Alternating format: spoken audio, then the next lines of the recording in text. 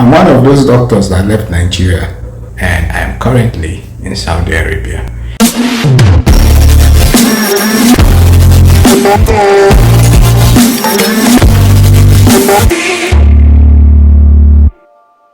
This is another episode of Dr. Tabat Gets Personal.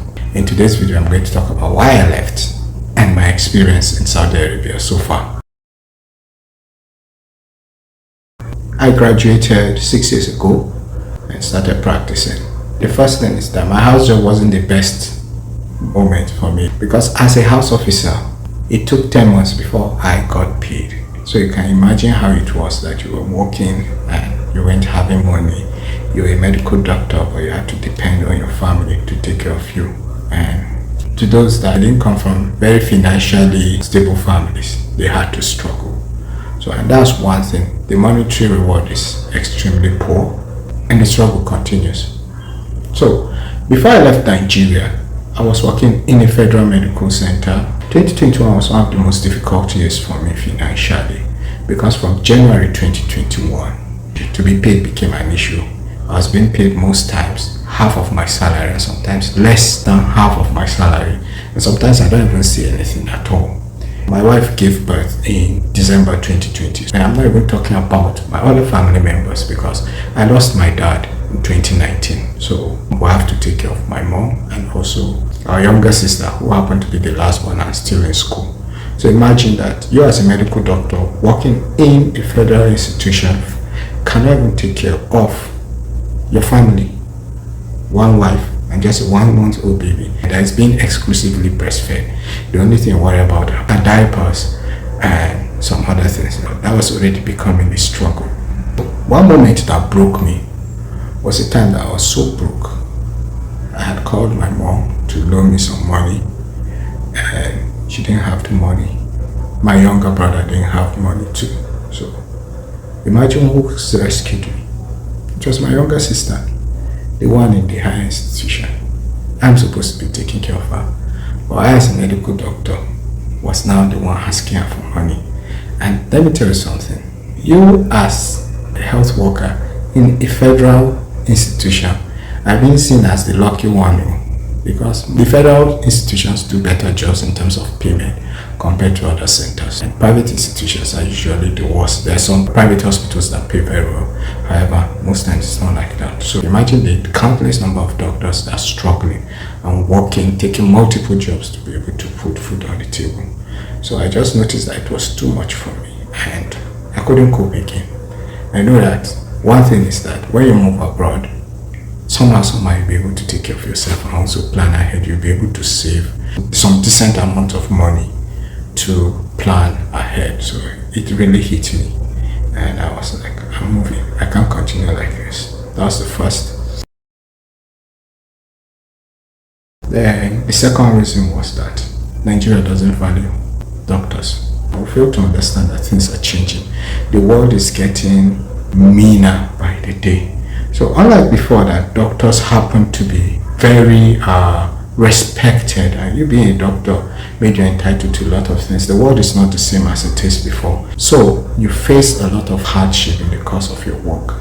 And when you now look at it and discover that even your superiors don't value you at all, they don't seem to even be able to help you in difficult moments, it discourages you further. And that's not to say that there aren't seniors that are doing well. I've met great people, especially in the department I was before I left. They're very great and supportive people, but many doctors, especially the younger ones, have been left on their own. So they don't feel valued where they are and they move to where they'll be valued. I say this, that Nigeria fails to understand that its greatest resource isn't the oil, it's the people. Nigerians are support people. And if we start valuing these people, we are boundless. Look at how Nigerians in diaspora are doing greatly. I just decided to take care of myself. So moving out to somewhere that I'll be able to take care of myself was going to help too. Then another thing was that I looked at my future and I saw that with the way the senior doctors were, this wasn't the life I planned for myself. Trust me, I really don't admire a lot of senior doctors. They're really struggling and they're doing a lot. I believe they should be treated better. However, I look at them and I look at myself and I ask for all that sacrifice to be a medical doctor and I end up like this. It's very, very devastating. So, over abroad, you have the chances of having a better future for yourself and your kids. So, why not move? These were the reasons and I decided to move. So, now the question is, why Saudi Arabia? The reason I chose Saudi Arabia is because for the other options of moving, Saudi Arabia was the fastest for me. And I was expecting to take about 3 months, as at that time it was about 3 months in between the time you apply and when you get the job. But mine took me 6 months. So, and it was still faster compared to the other places because most Nigerian doctors live for either the UK or the US. The UK is the easiest one to go through in as much as it's not as expensive and then it's a bit more convenient compared to the other ones. But then it takes a longer time compared to Saudi Arabia that could take you about 3 to 6 months to go. So I chose Saudi Arabia so that I would just move. I was that tired, I needed to move, so I just moved. Another thing that encouraged me to move to Saudi Arabia was I was also in communication with some doctors that were in Saudi Arabia, so they also gave me a better orientation. I'm a northerner, I'm from Kaduna State. I grew up in the north, I schooled in the north, and I've been able to interact with a lot of Muslims. And I know something for sure that this also helped my orientation towards going to Saudi Arabia. And coming over to Saudi Arabia is a move that I don't regret. So, what about my experience so far? Let me talk about the flight. I don't like flying. I'm afraid of heights. I am. So I don't like flying. And I spent 3 days in the airport. The first was in Lagos, Murtala Mohammed International Airport. The second airport was the airport in Morocco, in Casablanca, the international airport there. I've forgotten the name. And the third airport was in Riyadh. That's the capital of Saudi Arabia. Before I moved from Riyadh to Jazan, that's the region I am currently. So I had spent a lot of time in the airport. I was very tired, like extremely tired, for the fact that it's a very hectic journey and I don't like flying. So it was really not a good experience for me. By the time I got to the hotel room I stayed before I was finally able to be sorted an accommodation, it was night. I entered the hotel room around 2 a.m. and I couldn't even sleep, jet lag. And trust me, till date, I don't sleep early. I think the earliest I sleep is around 3 a.m. every day. That's because I work evening shifts. For now, I work evening shifts, so I can afford to sleep late. But jet lag was something, and the exhaustion. So it was exhausting. But the first thing that really struck me about Saudi Arabia was the language barrier. Many people assume that because I am from the north and I can speak Hausa. I was the best in Hausa in junior secondary school. So I can speak Hausa. People assume that because you can speak Hausa, you automatically can speak Arabic. It's not true. They are not the same language. Although now I see some similarities, but the similarities are like 0.001. That's it. Yes, I see the inspiration between some of the words in Hausa from Arabic, but then you cannot speak Arabic just because you can speak Hausa. So the language barrier was there. In fact, it was at the airport I even learned 1 to 10. And I was terrible with that. I was being directed to download some app, and that's the Google Translate and the Google Lens. These two apps helped me a lot. The Google Translate, you can just type in whatever you want in English and it translates it to the language. Then the second one, the Google Lens, is like a camera app that you can scan whatever document and it will translate it to whichever language you want. So it helped me to be able to read some certain documents and also communicate with people that can read. But then when I now moved to my job, I was clueless. Initially, I had to stay with a doctor that speaks Arabic, and he was able to guide me gradually. And then I was learning Arabic on my own. There were some videos I was learning, and I also downloaded Duolingo that helped improve my Arabic. And then currently, I can see patients. I work in a primary healthcare center. Most people there cannot speak English. In general hospitals, you find people that can speak English, and tertiary hospitals, they are even way more. So we that are in the PHCs are more likely to learn Arabic compared to those that aren't. So currently, at this stage, I've learned basic medical Arabic. At least I can speak unassisted with most of my patients. Once in a while, I might need interpretation, but I'm doing relatively well. The social one, I'm still working on it. But it made me ashamed of myself because till I left Nigeria, I couldn't really speak my indigenous language. And it was because I thought it was difficult.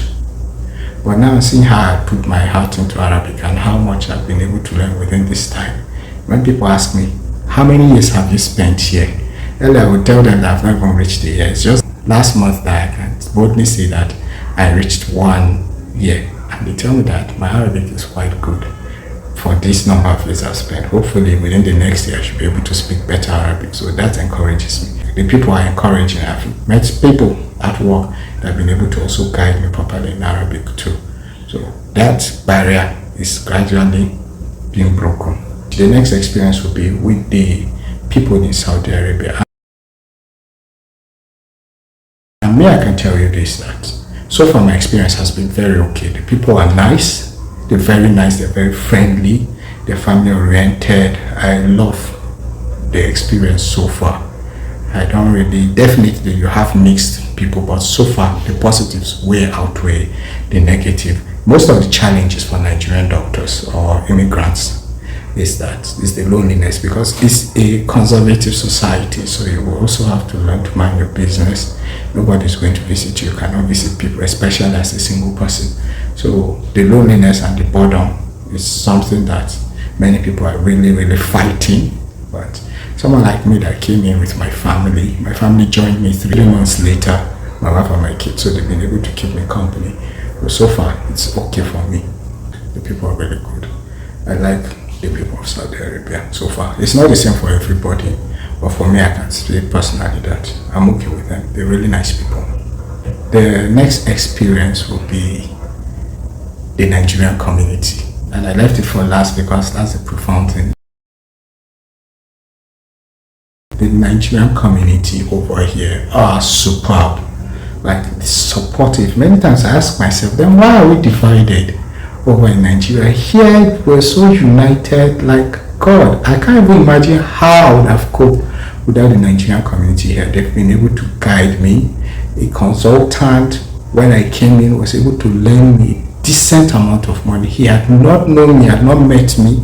He was able to help me with money because as at that time I was really broke. I needed to settle down, and he gave me ample time before I was able to pay back. Very understanding. People that give you information on what the next step to take and the rest. Information on the fly. Nigerians are really superb, and I think if we apply that to home, it's going to help us very much. So I don't know for other countries, but the Nigerians in Saudi Arabia are great. They're really great. So this has also helped me. So for how long will I be in Saudi Arabia? So far I like the place. I think I have a lot to learn, so I'm not really in a hurry. I want to learn as much as possible. I have only one life to live, so why would you want to rush? I want to stay. I want to learn Arabic, and hopefully when the time comes to move on, because definitely there will be times to move on, I should move on to other things. But for now, to maximize my stay in Saudi Arabia. So as I said earlier, it's not a move I regret, and Saudi Arabia is really a nice place. One thing you should know is that forget the news. Whatever I see in the news, people can paint whatever picture it is, but Saudi Arabia is one of the most secured countries in the world. I can tell you that I usually work till late at night, and when I'm coming back in the night, I can be pressing phone without being scared that someone is going to mug me. It's that secured. A friend of mine usually even leaves his door unlocked and go out. Nobody's going to take anything. It's that secured. Coming here has really helped me to know that there's more to countries than we see on the media, and it has helped debunk how much I trust the media. So that's all for my experience and the reason I left. I hope it was detailed enough for you. What do you think I left out? Let me know. I would say if you want to come over, please come over, but you will enjoy it more if you're a family person. That's just it for me. So come over. You want to go anywhere else, no problem. You can move on to somewhere else. So thank you, and I'll see you in my next video.